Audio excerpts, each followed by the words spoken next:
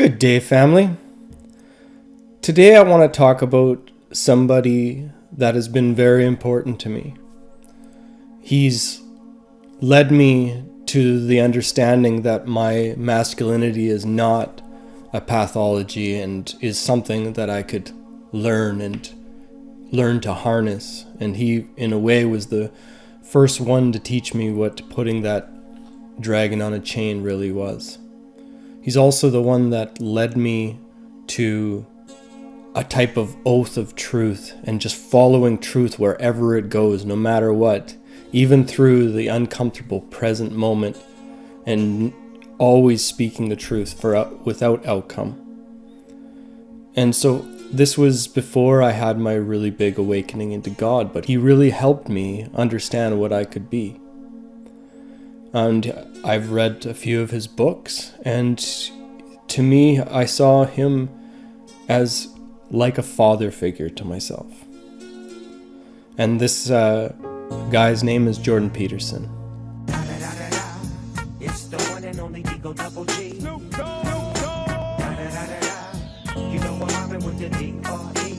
So now that I've given him my thanks and praise and tell him the things that I love him for, I'm going to be the friend that I know he would want me to be and tell him the things that I'm not so happy about. And so one thing right off the bat I've really been uncomfortable with is overly orthodox view on the Bible, and how he's able to stand there firm with this book and praise it. However, has never really talked about some of the pathologies of that book. Another thing that threw me off was him joining the Daily Wire. I could see that was definitely a bad move for him. He needs more feminine energy around him, not more of that troll kind of... They're kind of like trolls. They like to pick on people. And yeah, I know you have to have fun at this game, but to be honest, it was a bad idea for him. And that's how he ended up in this interview with Benjamin Netanyahu. And that was when I was like, wow, okay, I really have to rethink my thoughts on this guy, because he's way too smart. He's way too smart to ignore half the world's concerns around with the situation between the Jews and Palestinians. And another thing I had a problem with was his thoughts about nuclear power and how we need to make more nuclear power. However, I haven't heard any clear idea what we're going to be doing with the byproduct from this nuclear waste. So we're just going to lock it underground for next generations to find. And I saw a video come out, and I'll just let you have a listen to it. If any of you have been particularly taken by this story today, you could always put pen to paper and write your congressman or your senator and let them know that you're not all that happy about the situation in Iran, and that if the politicians got their act together and were stalwart in their opposition to this fundamentalist, totalitarian, misogynistic, brutal regime, that maybe it could be pushed over, and that would be a nice object lesson to totalitarian tyrants everywhere in the world. Push over. So he wants to push over a foreign government and push in like Western ideals into this country? Well, that hasn't happened before. I guess we don't remember what happened in Iraq and all these other things. So he's advocating imperialism. He's using his clout to lead people in the wrong direction. Or 1 John 4, 1-6. Dear friends, do not believe every spirit, but test the spirit to see whether they are from God, because many false prophets have gone out into the world. This is how you recognize the Spirit of God.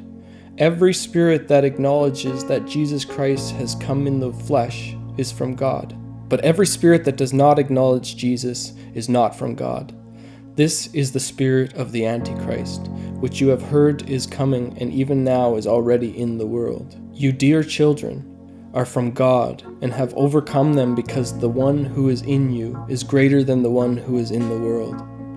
They are from the world and therefore speak from the viewpoint of the world, and the world listens to them. We are from God, and whoever knows God listens to us, but whoever is not from God does not listen to us. This is how we recognize the spirit of truth and the spirit of falsehood. First off, in there it says that if they don't recognize Christ, they must be an antichrist. Well, I think that's a pretty simple way to look at it. But the truth that I would see that's from that, if you have anybody that is speaking and doesn't understand or recognize what Christ is and the importance of that archetype and the importance of that story, then you can't call that antichrist. But if a person's going against that and even pushing against that and trying to push evidence against that story, then that is antichrist consciousness. So we have to test the spirit in a way, and it sounds bad to go out and test the spirit, but all it is just be vigilant and just watch, and when people do things and misstep, call them out. And I think that Jordan Peterson now, because of these situations, he's on his way out. And I said this about a month ago in one of my videos, is that I think after that Benjamin Netanyahu interview, I have a feeling he's on his way into decline. And you know, I found another video, or I saw another video that showed Jordan Peterson promoting so here's that video. You know, I'm wearing the masks when I'm required to. Get the damn vaccine, let's get the hell over with it. I did not see this video up till now, so I didn't realize that he still has some repenting to do. All those that said sorry, I did this, I'm sorry I led you through this, we can forgive them and they can walk in repentance. However, I haven't heard him show any kind of repentance to talking people into taking this thing, an experiment. Joining the Daily Wire, the Netanyahu interview, this nuclear energy, like what are you at? Stay in your lane, maybe, is an idea. And now this promoting to the United States to write to your government to push over Iran. I want to say right off the bat, and I've said it every time that I've criticized Jordan Peterson, is he may be playing five-dimensional chess that I don't understand. That story is becoming less and less likely as these things come out. And I also think, what else could cause this to happen? What could make him fall? Is it actual intention to lead people away because he's making money doing this? Well, that's the Antichrist idea. Or is he being threatened so he has to do these things? Like, that's somebody else holding him hostage and blackmailing him. We should always be very careful to try to point out the Antichrist. Because to me, the Antichrist is not somebody that is opposed to Christ. That's the devil. That's Lucifer. No. What is it? It's somebody that is acting as Christ, that's going to actually trick believers. To me, all these virtue signalers that are trying to act as Christ, they're all antichrists, but they're the ones that are playing the low IQ antichrist game. When people know the actual knowledge of what Christ is, you would know that Christ came into this world to cause dissent. And so that you would actually know that if the Babylon wanted to paint a picture of a Christ, they would paint a picture of somebody being persecuted for their beliefs and for standing up for something. That's the true Christ story. So all these virtue signalers that I'm really nice, I'm smiles all the time, I'm peaceful, all that stuff. Those guys are easy. I see them for what they are, and they're people that have never dealt with their shadows. And the good thing about that is they'll never get any true power to hurt anybody with that. However, when I look at what I would look for in what Christ is, Jordan Peterson isn't Christ, but he is a Christ-conscious person. He is one of the Christs.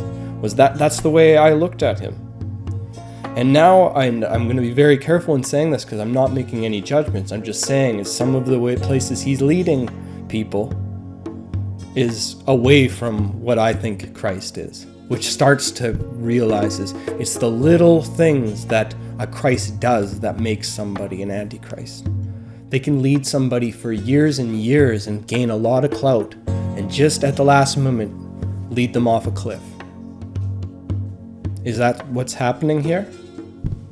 Well, you can tell me what you think down below in the comments section. You can tell me if I've been wrong in any way here. However, I think about in the Babylon, what kind of people have cult-like followings? Well, there's a ton of people like Elon Musk has cult-like followings. He's done the same thing. He's promoted the doot, and he hasn't apologized for doing that. So, and to be honest, he is starting to do some things that people are questioning his Christ-like consciousness.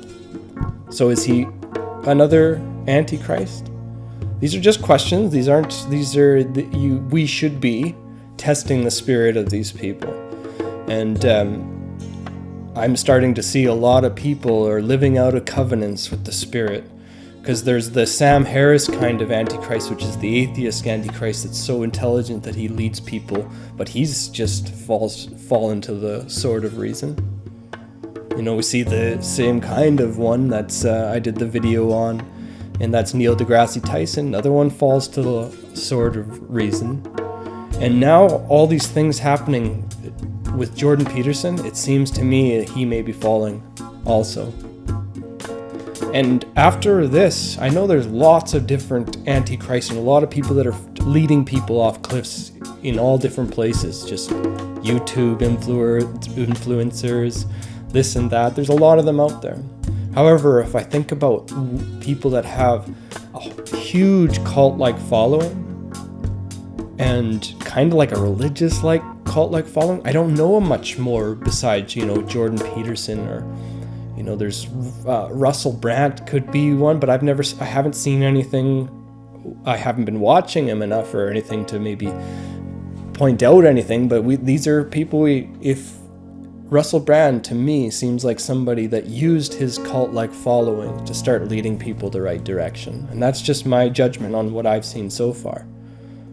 And but I don't know much more cult-like following people. I know that they let a lot of religious-like cult-like following people come through for passive spirituality because they love a pacified people, so they're gonna promote spiritual pacifists, and that's for sure. But when I think about a true Christ-like person, the one that's actually dangerous as a politician, somebody that could come and make huge change and be a king, a benevolent king, I don't know of any more. I don't know if they have any more hidden in their sleeves somewhere. The Babylon I'm talking about, the Matrix I'm talking about. Because it takes years to create that much clout. What this is to me is a sign that they're coming to the end of all their options for dealing with this situation. The sooner it all comes down, the sooner we can start building again. Shiva comes in and destroys and rebuilds. Christ comes in and destroys the dark old spirit of our world and creates new ones inside of us all. So this is why we should not idolize anybody. A lot of people talk about idols just being statues and stuff that people pray to. Those are not the dangerous idols. The dangerous idols are the ones that we build stadiums for. And if you're one of those people that believes in the fake internet theory, which I'm a big believer in that, not 100%, they have to make a certain amount real or else people wouldn't fall for it all. There's actual people talking between things and stuff. But the false internet theory, as if they're only showing people who they want to show people. Like they show the controlled opposition, keep pumping the controlled opposition, and so they always own both sides. And if you know that they're creating this matrix and they could just disappear anybody at any time, we should almost realize, what story are they trying to have us watch? And the ones that save us from this cult that ran the world the last 3 years is going to be an antichrist first. Not one, many antichrists. Yes, we have Christ consciousness rising and the people coming back and ascending, but we also have dark fallen angels that have already gained so much power for thousands of years. All these rainbow warriors and 144,000 or star seeds. We start here at ground level, and we're going to win this war. They are actually destroying themselves from the inside. Let's just be patient. I've been really getting that message, is that there's no worries right now. We just kind of have to chill and just watch this movie as if it's just a funny movie, because that's as much as we should take it seriously until we really need to. And when that happens, don't you, any of you, worry. There's many, many warriors ready to stand. I love you all, and God bless. Say goodbye, Kung Kapanga. You good boy. Yeah.